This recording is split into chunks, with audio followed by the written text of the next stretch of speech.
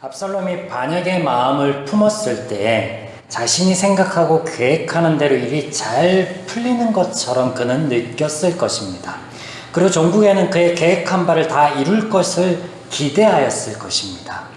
압살롬이 반역을 위해 차근차근 힘을 키우고 있을 때 다윗은 전령의 말 한마디에 도망을 선택하죠. 다윗의 이런 행동에는 그간 다윗이 아들들의 범죄함에서 보였던 모습과 동일한 모습이었다라는 것을 저희가 나눴었죠. 다윗이 이렇게 도망감으로 압살롬은 다윗성에 입성하고 반란은 1차적으로 성공한 것처럼 보입니다. 표면적으로 보면 압살롬의 반역이 쉽게 아주 잘 풀린 것 같습니다. 지난 시간 압살롬이 반역의 마음을 품고 백성들의 마음을 훔치기 위해서 스스로 재판관이 되고 백성들의 억울함을 풀어주었음을 보았습니다. 그때 그들의 마음이 하나됨이 압살롬에게 입은 호의 때문이 아니라 실상은 악으로 하나됨이다 라고 제가 말씀드렸었습니다. 네, 악으로 뭉쳤기에 압살롬의 반역이 어떻게 순탄하게 이어지고 있다라는 거예요. 누구 하나 이거는 아니야.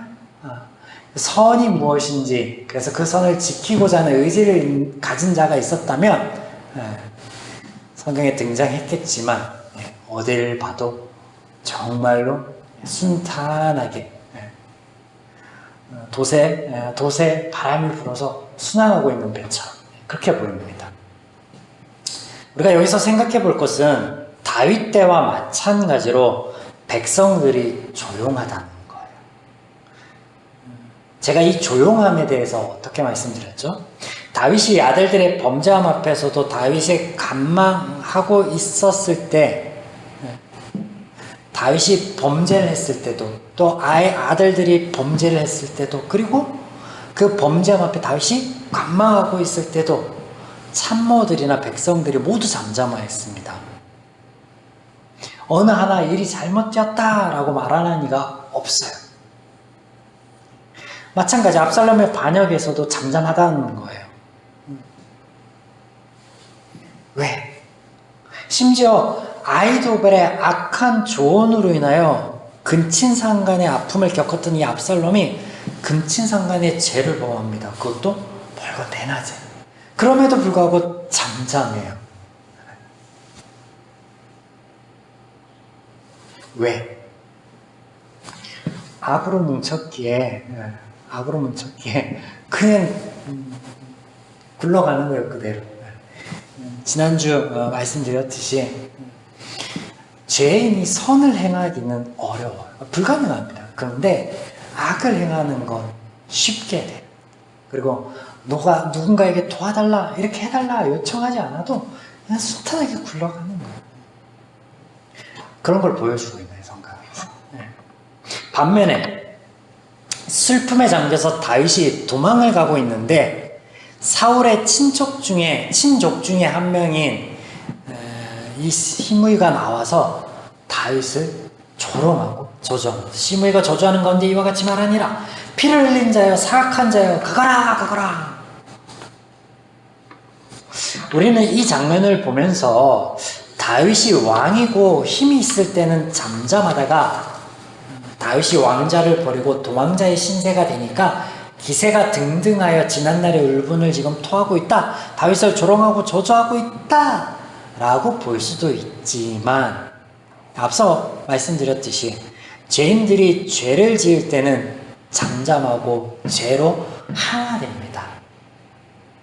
그런데 반대로 잠잠해야 될 때는 소리를 내고 있음을 볼 수 있는 거예요. 이게 지금 얘가 잘하고 있다는 게 아니라 못하고 있는 걸 우리가 알고 있는데 잠잠할 때 소리를 내고 있는 거예요. 앞선 상황에서는 소리 내야 할 때 잠잠하고. 자, 다윗의 도망으로 이스라엘 백성들이 예루살렘의 압살롬에게 모여들죠. 그리고 후세의 말처럼 그를 왕으로 추대합니다. 그렇게 왕이 된 압살롬이 아히도벨에게 이제 어떻게 하면 될까? 어떻게 행할지 앞으로의 계획을 우리에게 가르쳐라 라고 청합니다. 아히도벨은 유다 사람으로 다윗의 모사였지만 이제 압살롬의 반역의 하나가 되어 그의 왕권을 공고하게 하기 위해서, 강하게 하기 위해서 술책을 내어놓습니다. 온 이스라엘 백성들이 눈앞에 보는데 아버지 다윗 왕이 남겨둔 그 후궁들과 더불어서 동침하라 라고 합니다. 아히도벨이 압살롬에게 이르되 왕의 아버지가 남겨두어 왕궁을 지키게 한 후궁들과 더불어 동침하소서. 그리하면 왕께서 왕의 아버지가 미워하는 바 됨을 온 이스라엘이 들으리니 왕과 함께 있는 모든 사람들이 힘이 더욱 강하여지리이다. 우리가 이 대목을 볼 때 이게 무슨 말도 안 되는 소리야? 왜 후궁을 취하는 것이 힘이 강해지는 거야? 라고 의아해할 수 있습니다. 아마 안 그런가? 읽다가 이게 무슨 뚱딴지 같은 소리야? 이게 왜 힘이 공고해야 하는 거야? 근데 아히도벨의 계략이 옳습니다.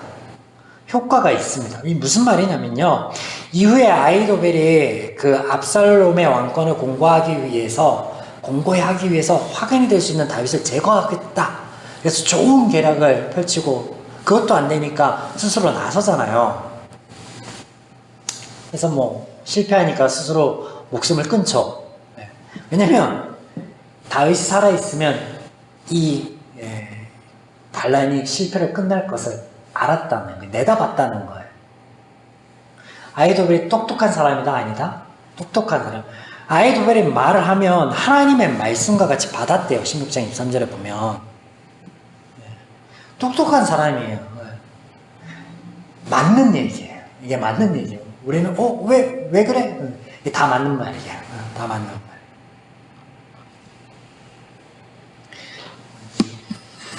이스라엘의 책략가 중에 책략가죠. 아히도벨은. 그 책략을 악한 쪽으로 이렇게 써서 그렇지 이게 맞는 거예요. 뭐 이런 말은 안 되지만 죄인들에게 좀 덜 악한 쪽으로 썼으면 아히도벨이 근친상간으로 안 가고 폐위하고 유폐하고 그러면서 똑같은 효과를 발휘할 수도 있겠죠. 어찌 됐든 이 계략 자체는 좋은 거였다라는 거예요. 그런데 앞서 잠시 언급드렸지만 이 아히도벨의 좋은 계략을 압살롬이 듣는다는 게 그게 더 의아해해야 될 겁니다, 여러분. 왜냐면 이 말도 안 되는 이스라엘에서 있어서는 안 되는 일이 다시 한번 벌어지는데 아들이 아버지 아내 즉 어머니를 범하는 거예요. 어머니들을 백주대낮에. 근데 이 압살롬이 어떤 인물이에요? 근친상간으로 인하여 아픔을 한번 겪었고 그 아픔이 채 가시도 않은 사람이에요.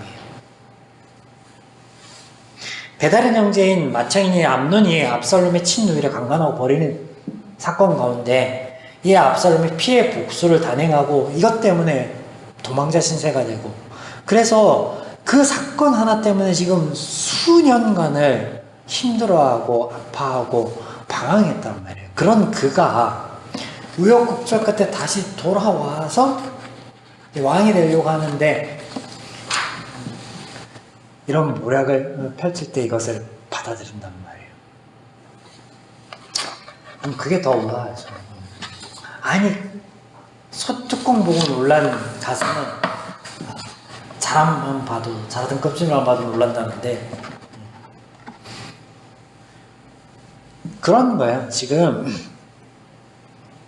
압살롬에게는 이 근친상간 어떤 그게 트라우마 같이 남아있을 텐데 그거 듣는단 말이에요. 왜냐면 그만큼 이 아히도벨이 얘기하는 그 힘이 지략이 있다는 걸 하나님과 같이 듣는다는데 그래서 아픔이 채 아물기도 전에 그는 암논과 그가 죽인 암논과 동일한 죄를 짓습니다. 그러면 여기 죄의 간악함과 무서움이 있는 거예요. 그러면 영화 타짜 보시면 거의 도박판에 뛰어든 평범한 사내 이야기가 등장하죠. 가진 것을 모두 다 잃었어요. 그럴 때 주인공이 더 이상 이곳에 오지 말라라고 위로하면서 조금의 돈을 쥐어줍니다. 그러면 어떻게 해요? 그거 가지고 돌아가야 되는데 정신을 차려야 되는데 그 얼마 안 된 돈을 가지고 다시 어떻게 가던 길을 멈추고 뒤돌아서 도박장을 들어가는 거예요. 제가 그렇습니다. 제가 그래요. 중독 증상과 같은 거예요. 그렇게 혐오하고 그렇게 싫어했던 짓을 그가 하고 있는 거예요.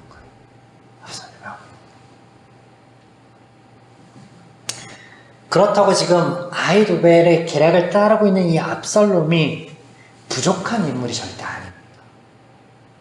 여러분, 이 압살롬은요, 짧은 구절 등장하지만 지혜 있고 신중한 사람이에요. 암논의 복수를 위해 준비하는 그 기간을 보십시오. 2년을 준비하고, 그리고 이렇게 해서 이것을 진행하겠다라고 아주 철저하게 준비를 합니다. 반란을 하기 위해서 하였던 일들도 보십시오. 그냥 막 나를 따르라라고 그냥 어느 날 갑자기 깃발 들고 일어난 게 아니에요. 사람들의 마음을 훔치기 시작하고, 그리고 그렇게 훔친 자들에게 전령을 보내서 어떻게 동조할 것인가를 계획하고, 그리고 준비하고 들고 일어나려고 지금 하고 있는 거예요. 아주 신중한 사람이고 계획을 세밀하게 준비하고 실행에 옮기는 사람. 실제로 그렇게 했죠. 그럼에도 불구하고 봐야 될 것을 몇 번 하는 거죠. 중독, 이 죄의 간악한 모습을 있습니다. 어찌됐든 아히도벨의 첫 번째 계략을 듣고 실행한 후 이 압살롬이 두 번째 계략을 듣는데, 아히도벨이 낸 두 번째 계략은 첫 번째 계략보다 훨씬 좋은 겁니다. 좋은 거예요. 압살롬을 왕 위에 올려놓고도 남을 꽝꽝하게 할 아주 견고한 계략이었습니다. 압살롬에게 이르되, 아히도벨이 하는 얘기죠. 이제 내게 사람 12,000명만 택하여 붙여주소서. 오늘 밤에 일어나 다윗의 뒤를 추적하여서 그가 고나고 힘이 빠졌을 때 기습하여서 내가 다윗 왕만 쳐 죽이고 모든 백성들이 당신에게 돌아오게끔 만들겠습니다. 내가 가는 이 길에 모든 이스라엘의 평안이, 안위가 달려있으니 지금 시행할 수 있도록 도와주십시오 하고 합니다. 압살롬과 그와 함께한 모든 이들이 이 계략이 아주 훌륭하다 하였습니다. 그런데 이때 신중한 압살롬, 무엇든지 신중히 하죠. 난인물이에요. 후세도 품었잖아요. 아버지의 친구인데 모사로 품고 이 후세를 청하여 계책을 물어봅니다. 아히도벨은 이러이러한 계책을 내게 내놓았는데 당신 생각은 어떻습니까? 결국 우리가 이미 알고 있듯 압살롬은 아히도벨의 좋은 계략을 뒤로하고 후세의 말을 듣습니다. 그리고 일장춘몽, 그는 추락하고 맙니다. 여러분, 압살롬의 실패는 후세의 말을 들었기 때문입니까? 아니면 그의 판단 미스 때문입니까? 아니에요. 성경은 이렇게 얘기하고 있습니다. 하나님의 역사였다. 14절, 16장 14절에 17장 14절이죠. 죄송합니다. 17장 14절에 이렇게 말씀하시죠. 압살롬과 온 이스라엘 사람들이 이르되 아렉 사람 후세의 계략이 아히도벨의 계략보다 낫다 하니 이는 여호와께서 압살롬에게 화를 내시려 하사 아히도벨의 좋은 계략을 물리치라고 명령하셨습니다. 예전 번역본이 좀 더 나은 것 같아요. 좀 더 매끄러운 것 같아요. 여호와께서 아히도벨의 좋은 모략을 파하기로 작정하셨습니다. 하나님께서 그렇게 하셨다라는 거예요. 아주 좋은 이 아히도벨의 계략을, 하나님의 말씀과 같이 들리던 그 말을, 그 말보다 후세의 말을, 후세는 압살롬 편에서는 관계죠. 관계. 선한 계책이 아니라 관계였는데 그것이 더 좋게 들리도록 누가? 하나님께서 역사하셨더라. 압살롬의 실패는 결국 그의 선택의 문제가 아니라 그의 판단 미스가 아니라 하나님을 몰랐기 때문이에요. 이스라엘의 왕은 하나님께서 세우십니다. 이스라엘이 이웃 나라들을 보면 우리에게도 왕이 있어야겠습니다. 왕을 주소서 할 때 그들 마음속에는요, 그들이 원하는 왕의 상이 있었습니다.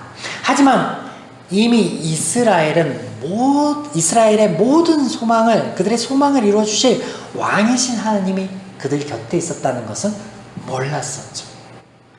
이에 하나님께서는 다시금 당신을 보이시고 알리시며 무엇이 선하고 옳은 길인가를 보여주시기 위하여 왕을 지금 세워가고 계시는 거예요. 그래서 이 왕을 세우는 모든 일들이 하나님의 선한 역사 안에 있는 것인데, 이스라엘이 그 하나님을 못 보듯이 압살롬은 보지 못하는, 여기에 실패가 있습니다. 네, 이스라엘의 왕은 정치적 군사적 필요를 채워주는 것이 아닌 이 같은 하나님과 하나님의 마음을 보여줘야 되는 자리이기에 누가? 하나님께서 세워 가신다라는 거예요. 죄인인 이스라엘이 압살롬이 이것을 깨달아 알 턱이 없습니다. 그러니 스스로 왕이 되려 나설 수밖에 없죠.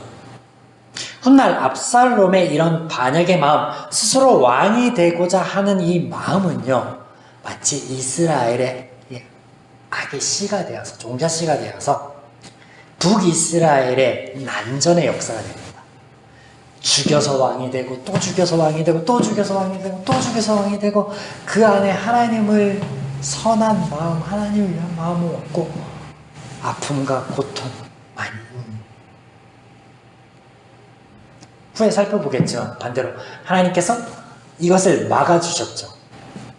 다윗을 통해서, 다윗에게 언약을 베푸심을 통해서 이걸 막아주시는 거예요. 그래서 유다에는 다윗 왕가의 왕, 하나님의 말씀대로 세워지면서 그나마 하나님께 구하고 하나님의 말씀을 찾고 그런 왕이 그나마 있는 거예요.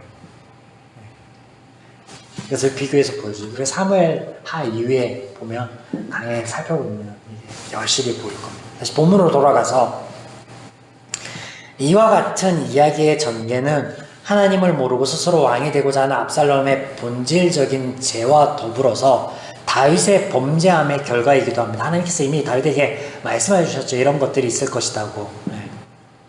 그래서 다윗의 죄, 살인, 강간, 방관, 그리고 이스라엘의 왕으로서의 본질을 망각한 죄. 압살롬도 다윗도 죄인입니다. 그러나 압살롬의 계획은 실패하게 하시고 하나님께서 다윗은 지키시고 도우십니다. 왜? 다윗이 하나님의 마음에 합한 자이기 때문에? 압살롬보다 더 선한 자이기 때문에? 아니죠. 이제 우리는 이 이유를 너무나 잘 알고 있습니다. 은혜입니다. 이 은혜 안에는 다윗에게 하신 하나님의 약속이 있는 거예요. 그래서 앞서 말씀드렸듯이 이미 다윗에게 이런 일들이, 죄의 결과로 이런 일들이 있을 것이다 라고 하나님께서는 말씀해 주셨고, 그럼에도 불구하고 다윗이 이스라엘의 왕으로서의 유지할 것이고 또 그의 자녀가 대를 이어서 정상적으로 이스라엘 왕으로 세워질 것이다 라고 하나님 말씀하셨죠. 이 언약 안에 하나님께서 지금 아히도벨의 좋은 계략을 파하시는 거예요. 은혜입니다. 은혜. 오늘 다윗의 부족함과 범죄함에도 불구하고 은혜를 베푸시는 하나님을 우리가 볼 때, 우리 또한 내가 연약하고 부족함을 느낄 때 내가 어쩔 수 없는 죄인이구나, 내가 하나님 어쩔 수 없는 연약한 자입니다 라고 하나님께 나아가야 할 때입니다. 그걸 느낄 때. 그래서 하나님의 은혜를 구해야죠. 하나님 은혜를 구할 수밖에 없습니다. 그런데 참 아이러니한 것은 우리가 부족함에 하나님께 나아가는 것이 당연한데, 그러나 우리는 평안하고 부할 때조차도 하나님께 나아가야 된다는 거예요. 네, 무슨 말이냐? 제가 전에 말씀드렸던 우리의 신앙은 하나님을 내가 원하는 방향으로, 내가 바라는 방향으로 끌어오는 것이 아니라 하나님이 있는 곳으로 나아가는 신앙이어야 되기 때문에 그렇습니다. 그래서 하나님의 마음과 원리를 가지고 우리가 살아가면 살아가다 보면 자연스럽게 겪게 되는 인생의 풍파와 어려움들이 그 부족함을 느낄 때 하나님께 나아가고 하나님 참 시작에 이렇게 메어 달리기보다는 바울의 모습이 거기서 나오는 거예요. 자적하며 하나님 내가 부족하지만 하나님 앞에 감사합니다. 내가 하나님의 은혜를 찬양합니다. 라고 하는 성숙한 모습으로. 오늘 압살롬의 실패는 판단 미스나 선택의 문제가 결코 아닙니다. 하나님을 모르는 것이 이유였습니다. 그가 만약 하나님을 알았다면 아히도벨에도 듣고 후세에게도 나아가고 그리고 어떻게 하나님께도 물었을 것입니다. 아니면 제사장에게라도 찾아갔을 것입니다. 아니 어쩌면 그가 반역의 마음을 품기 전에 이미 하나님께 여쭤보았을 것입니다. 그런데 그러지 않아요. 어찌됐든 이런저런 조언을 듣고 선택은 어떻게? 본인이 하는 거죠. 언제나 결정, 이 선택은 나의 몫이에요. 오늘 본문에 여러 명의 참모들이 등장합니다. 사울 집안의 사람이었던 시므이가 다윗을 조롱할 때, 저주할 때 아비새가 나와서 제가 저를 쳐 죽이겠습니다. 그만 떠들게 하겠습니다. 라고 참모가 조언을 하죠. 그때 다윗은 어떤 선택을 해요? 그냥 두어라 라는 선택을 합니다. 보다 옳은 선택을 할 수 있습니다. 자신의 몫이에요. 압살롬에게도 계획을 내어놓았던 아히도벨과 후세가 있었죠. 그래서 첫 번째 아히도벨의 계략은 듣고 두 번째는 듣지 않고 상충되는 후세의 계략을 듣고 이것 또한 압살롬의 뭐였어요? 선택이었습니다. 물론 이게 하나님의 역사였는데 그 역사 얘기를 하는 게 아니라 제가 말씀드리는 거는 우리가 삶을 살아가다가 인생에 아주 중요한 기로가 놓일 때 결정을 앞에 두고 누군가에게 조언을 듣는다라는 것, 신중한다라는 것은 아주 지혜로운 행동인데 이때 선택의 몫은 나라고요. 나에게 있다고 온전히. 그러면 내가 무엇을 기준점 삼고 무엇을 마음에 품었는가가 아주 중요하겠죠. 지금 압살롬은 죄를 품고 있으니까요, 잘 되는 쪽이 아니라 망하는 쪽으로 선택할 수밖에 없는 거예요. 그나마 다윗은 나은 선택을 한 것은 하나님이 그와 함께 하셨던 세월 때문에, 역사 때문에. 우리도 어려울 때 하나님께 물을 수 있죠. 구할 수 있습니다. 나아갈 수 있습니다. 그러면 하나님께서 우리에게 우리가 대화하듯이 들려주시진 않아요. 종종 누군가의 입을 통하여서 혹은 어떤 환경이 여건이 바뀌고 풀어지고 이런 것들을 통해서 우리에게 응답할 때도 있는데 참 답답하고 황당할 때는 침묵을 지키실 때예요. 아니면 침묵을 지키실 때. 오늘 이 말씀을 통하여서 우리가 지혜로운 신앙이 되기를 소망하는데 우리가 뭔가를 중요한 선택을 하고 또 결정을 내릴 때 다른 이들의 지혜를 구하는 것 플러스 하나님께 구하여야 된다라는 말씀을 드리는데 근데 그렇게 구할 때 하나님이 침묵할 때가 있죠.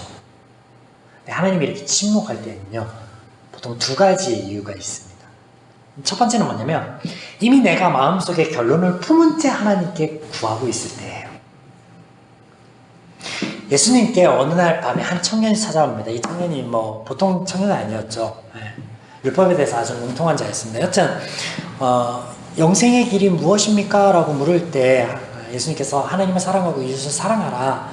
그리고 율법에서 가르치는 것들을 지켜라 행하라. 그러면 된다 라고 했을 때 내가 지금까지 했던 거지. 네. 혹시 그 밖에 다른 것은 없습니까? 라고 할 때 너가 이웃을 사랑하고 있지. 잘하고 있지. 지금까지 잘했어. 네. 지금 내게 있는 재산들을 다 그 더 어려운 이웃들에게 나눠주고 너는 나를 쫓아. 그러면 그 안에 영생이 있을 거야. 라고 했을 때 그냥 돌아갑니다. 왜 그냥 돌아가요? 내가 원하는 답이 아니니까. 예수님의 그 답변은 내가 원하는 답이 아니거든. 그러니까 돌아가는 거예요. 침묵의 이유 뭐라고요? 내가 이미 우리가 기도할 때 곰곰이 생각해 볼 필요가 있어. 하나님이 응답하시지 않고 계실 때는 혹시 내가 하나님께 다 답을 가지고 이렇게 해달라고 말도 안 되는 때를 쓰고 있진 않은가. 근데 하나님은 들어주시면 안 될 때가 있죠. 예수님 그런 기도 하잖아요. 자녀가 뱀을 달라고 한다고 뱀을 줄 사람이 있느냐, 부모가 있느냐고. 그러니까 하나님 침묵하시는 거예요. 두 번째는요, 성경 안에 이미 하나님께서 어떻게 하는 것이 옳은 건지, 지혜 있는지 그 원리에 대해서, 원칙에 대해서 말씀하여 주셨다는 거예요. 우리가 무관심해서 성경을 멀리하고 하나님의 말씀을 묵상하지 않기 때문에 그렇죠. 하나님은요, 늘 하나님의 말씀과 가까이 하라는 말씀을 하셨어요. 지금 이 왕조가 이어지고 있는 다윗에게도 하셨죠. 왕을 세울 때 몇 가지 금하고 하나님의 말씀을 가까이 하라고. 일본체 가까이 했잖아요. 우리에게도 늘 말씀하죠. 하나님의 말씀을 가까이 하라. 그래서 이 말씀이요, 어떻게 보면 성령 하나님이 내 안에서 자유롭게 활동하고 역사할 수 있는 원동력은요, 말씀에 있다, 하나님의 말씀에 있다라고 해도 과언이 아니겠습니다. 여튼 이 말씀을 우리가 가까이 해야지 이 안에 성령님이 날 도와서 내가 옳은 선택할 수 있도록 해주실 거 아닙니까? 세상에 어떤 원리 원칙만 가득 머릿속에 가지고 있으면서 하나님께 기도하는데 하나님이 선한 길이 무엇인지 옳은 길이 무엇인지 알려주신다고 해서, 기도를 통해 들려주신다고 해서 그 길로 가겠냔 말이에요. 사실 문제가 닥쳤을 때 해결하려면 늦습니다. 늦어요. 때문에 앞서 말씀드렸듯이 늘 하나님 말씀을 가까이 해야죠. 그래서 가까이 해야죠. 침묵의 이유 두 가지 뭐라고요? 내가 답을 가지고, 결론을 가지고 하나님께 기도해야 돼. 하나님이 이미 말씀하여 주신 것을 보지 않았을 때. 사랑하는 여러분, 오늘 나는 인생의 굴곡이 하나님의 말씀처럼 이게 축복인데 아주 음침한 골짜기를 가는 것 같고 어렵고 힘들어서 누군가의 조언을 구하려고 하고자 할 때, 혹은 그런 상황에 여러분이 있다면 오늘 나는 하나님의 말씀 앞에서 순종할 준비가 되어 있는지 말씀을 통하여서 또 이외 기도하면서 곰곰이 생각해 보시기 바랍니다. 그래서 하나님 말씀 안에서 나아가고 멈출 수 있는 지혜로운 성도, 또 지혜로운 우리 한 주의 발걸음이기를 주님의 이름으로 축원합니다.